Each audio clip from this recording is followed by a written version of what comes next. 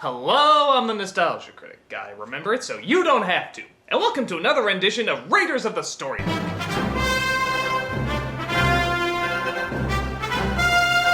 know, I was sitting at my desk about to figure out how to solve world hunger and cure all known diseases when suddenly this popped in my head. It will never leave, it will never leave. Yes, we all remember the catchy theme song to DuckTales, even though we try God knows how hard not to. But just how well does the show itself hold up? Is it as memorable as the classic tune, or will it become quickly dated, like, among others? Let's take a look at the first few episodes of DuckTales.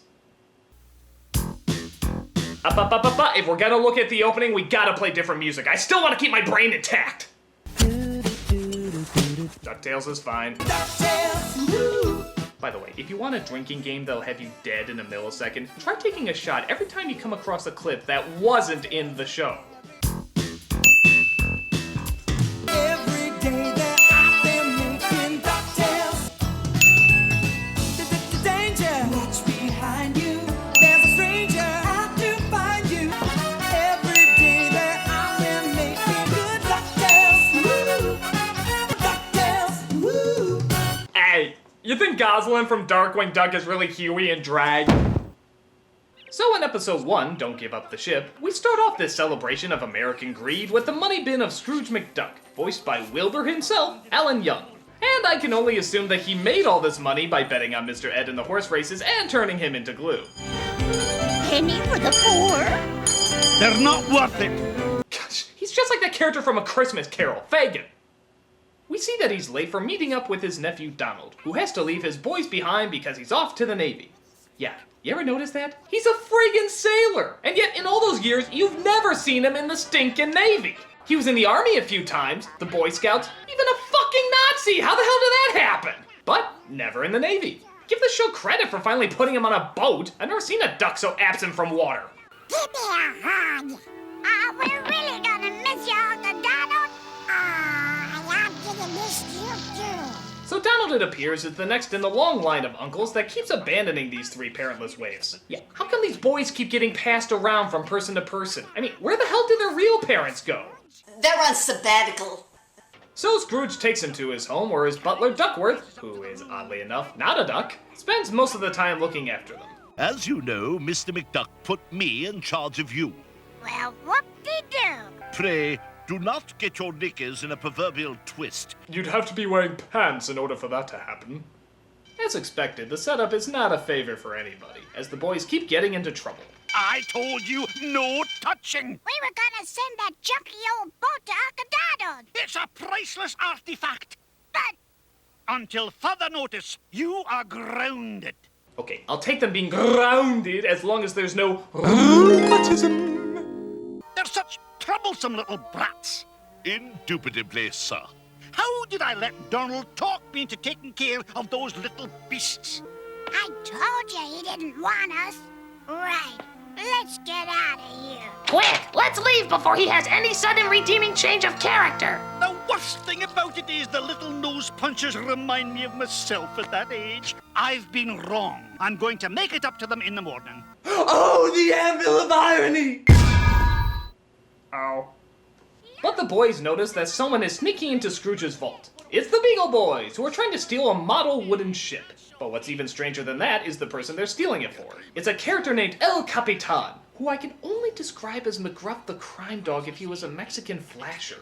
It leads to a sunken treasure, a ship full of oro, gold. And by the way, if you can't figure out what he's chasing in the show, I'll give you one guess. Gold, gold, gold, gold, gold, gold, gold, gold, gold, gold, gold, gold, gold, gold, gold, gold, gold. Oh boy, this guy's making the Cyclos look like Buddhist monks. Fool! While you were still learning to spell your name! But it is in code, without me to interpret it for you mental midgets. Hey, we prefer the toy mental little people. So the boys sneak in and steal the ship away. Let's get out of here! Give me the ship, niños. Or I'll lie and tame you with a bottle of purple drink. They of course escape and make it to where Scrooge is conducting a TV interview at his candy factory, where no comedic possibilities could possibly occur. And how do you explain your phenomenal wealth, Mr. McDuck? Simple. I made it by being smarter than the Smarties and tougher than the Tubbies. I also embezzled Mickey Mouse out of house and home, but that's another story.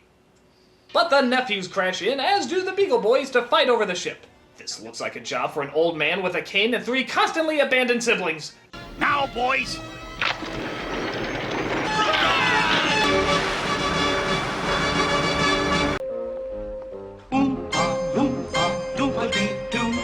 I've got a perfect puzzle for you. So that wraps up the first episode as we enter episode number 2, Wrong Way and Wrong Way.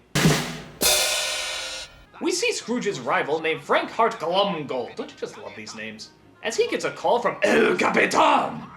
Money talks. I listen. Speak. Mr. Glumgold. I love this guy's voice. Can you see him doing something normal like ordering a pizza? That's right, and a large pepperoni, and mushrooms the size of my giant novelty mustache. And how will you be paying for that, sir? Gold! Gold! Gold! That's right, I'll be paying with gold card. Well, if this name doesn't mean anything, then it must be a code. Oh, like the letter A equals a 1. Right. Then the name is really numbers. Double right. Of course, 13 is M. 1 would be A, 8 would be H, and 5 would be E. Like latitude and longitude? Triple right. Just then, Glumgold drops by to make Scrooge a challenge. Whoever makes the most money from scratch in 2 weeks wins. Whoever loses eats my hat.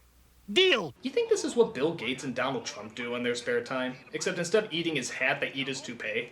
Pack your swim fins, lads. We're going for sunken treasure. That's where we're going. South America, the tiny country of Wrong Way.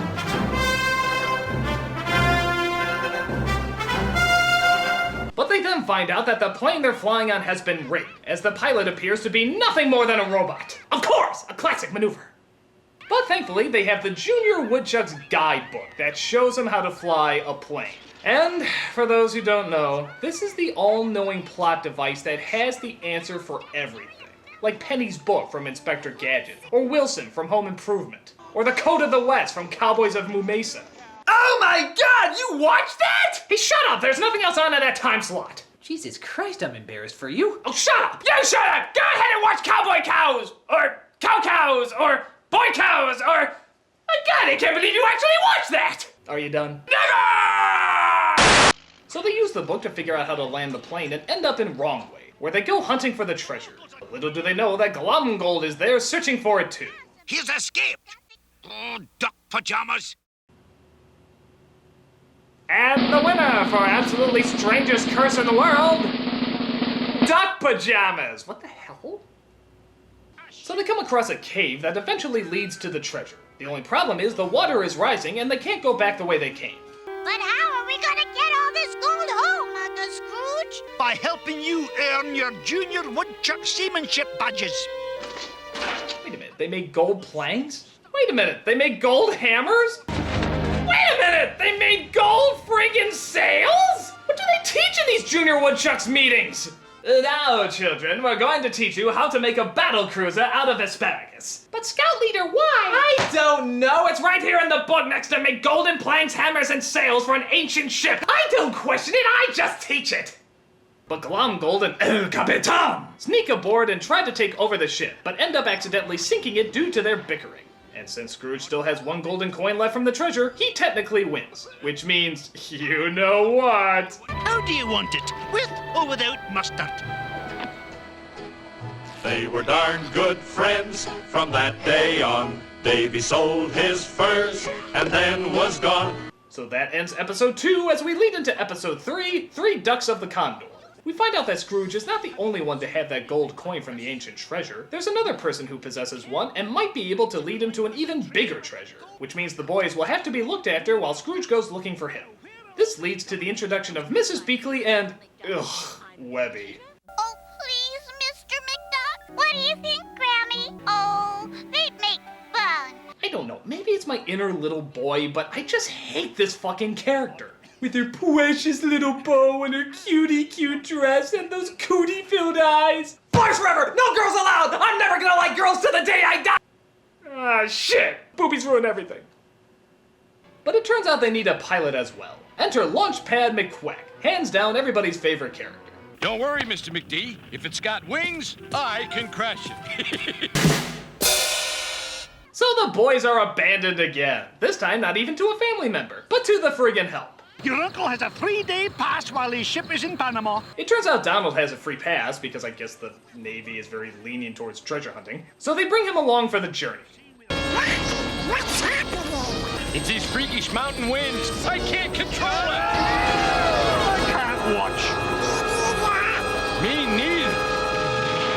Oh no! They crashed into Commodore 64 graphics! Get out of there, Donald! Your loading time is atrocious! Okay, so after that lame 8-bit effect, they come across a tribe that apparently honors something very unusual. Gold sun, gold sun, gold sun. Actually, they're saying gold sun. And in keeping with the cartoon tradition that all natives are, well, stupid, it turns out they honor whoever is holding the coin. So Scrooge finds the guy who's been using it to control these people. Welcome, fellow sun priest. I am Joaquin Slowly. Just use the drum on that one. Yeah, it wasn't good enough for the symbol. While Scrooge finds out that the coin was a family heirloom, Launchpad has a hard time figuring out how to fix the plane with the natives. You anger children of sun. You fly or bye-bye. Actually, Chief, I don't think I can flap my arms fast enough. I mean, what do you think I am, a duck? They actually make him fly a giant vulture, which he does surprisingly well. So they help him fix the rest of the plane. Meanwhile, Scrooge trades his coin for half of a map that apparently leads to an even bigger treasure. Just before Joaquin turns the tables. That intruder was a fake. Do as I say. Destroy the evil ones. But thankfully they escape, and Joaquin loses his 2 coins over the cliff. Climb down there, you peasants. I command you to get me my coins. No gold sun. No gold sun. We have to establish new system of government, not coin-based.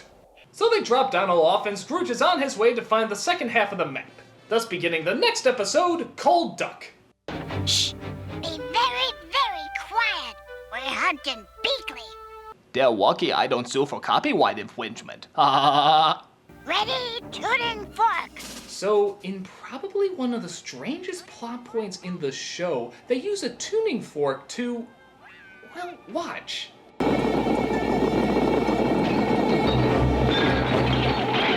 I'm sorry, but how does that work? How does a tuning fork cause a ground-shaking earthquake every time you use it? Wouldn't they be outlawed in singing lessons?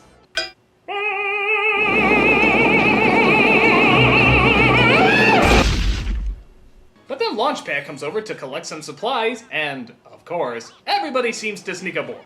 What are you doing on this plane? Well, I was looking for the boys. The boys? Little tattletale. So apparently they track him down to the Antarctic, where they come across an unhappy customer. Yay! A walrus! I am the walrus. Stay away from them, you... It seems the writers have confused a walrus for a bull, a common mistake. And also let us know that Scrooge has been captured by an army of penguins, who also end up grabbing the boys too. Hey, as long as none of them are voiced by Martin Short, I'm good.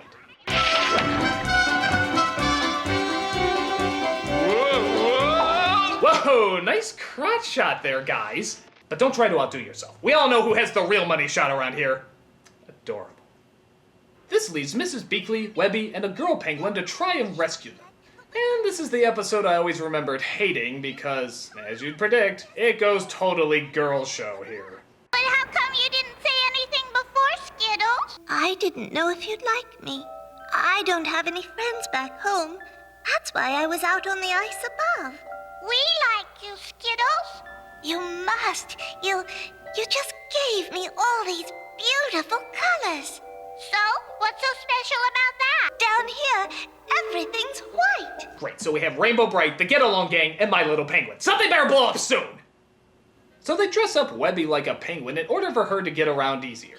And yes, this involves covering her face completely in black makeup.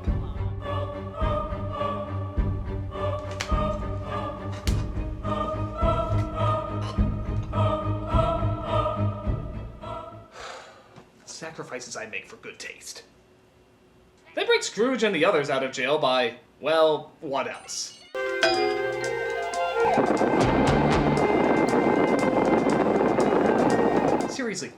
tuning fork become the fucking BFG? But they're suddenly spotted. So the penguins send their Technodrome igloos, would that be Technogloos? To stop them.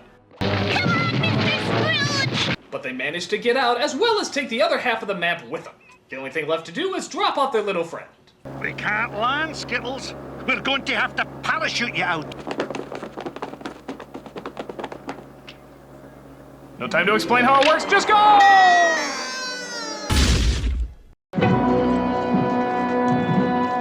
Oh, of course she makes it out fine. Which leads us to our final episode in the story arc, Too Much of a Gold Thing. Here the map leads them to the Quacka Wacka River, a tributary to the Waka Waka Nile, where they land the plane and go looking for the big treasure that's been built up all this time. After all the trouble I've gone through, I, Scrooge McDuck, deserve this treasure. We also get introduced to a sporadic new plot device known as Gold Fever.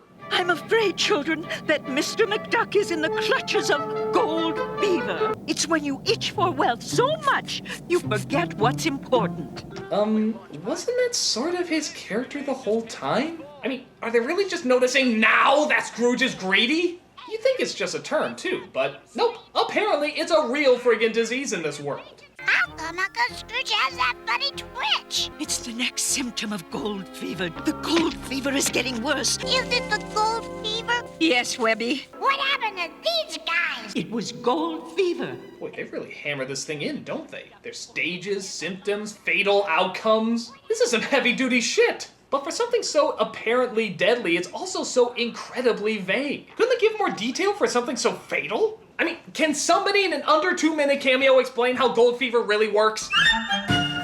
Well, you see, Critic, there are several symptoms of gold fever. Yes, as research has clearly shown. Yes, first you develop this uncontrollable itch. Then the loss of logic. Cartoony circles around the eyes. Uncontrollable urge to cry, woohoo, woohoo. The need to lick cows in prom dresses. The bowel-bashing diarrhea. Thirst for giraffe urine. The inability to say the word applesauce. Accompanied by 40 days of projectile vomiting. And then followed by a sexual fixation for Maggie Smith. But last, but not least, herpes. Why, thank you, doctors. I'm so much more enlightened. Oh, we're not doctors. So they make it to the temple with all the gold, but it turns out that if all the doors are opened, the temple will entrap them there forever. You know, what is it with lost civilizations that want to kill everybody whenever someone finds their shit? They're already dead! What are they gonna use it for? None of you will be climbing anywhere. But then suddenly they come across El Capitan! I've waited 400 years for this. 400 years? But how did you stay alive for all these years? Sheer willpower, Nino. Yeah. Survey says? That's what I thought. Look! A lake of molten gold! This is the real treasure of the Golden Sons. But as Scrooge goes crazy with gold fever, so does El Capitan! There's more gold down here than in all the world. No! It's my gold! And it turns out he too wants the gold at the bottom of the temple! Here!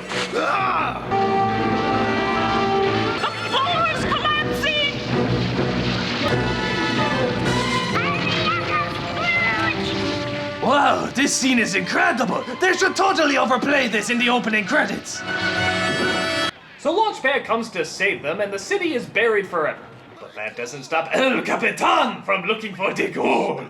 No! The gold is buried under a mountain of dirt. Fool! I will dig up the gold if it's the last thing I do. You know, has he ever thought about just getting a job? 400 years and he's never looked for a job. It seems kind of strange. Welcome back, Uncle Scrooge. Run! So as the team flies away, we see that old habits really do die hard. I heard there were gold doubloons off the coast of Java. Did you say gold? Here we go again! Several people almost died because of your greed. So that's the DuckTales story arc. Does it still hold up?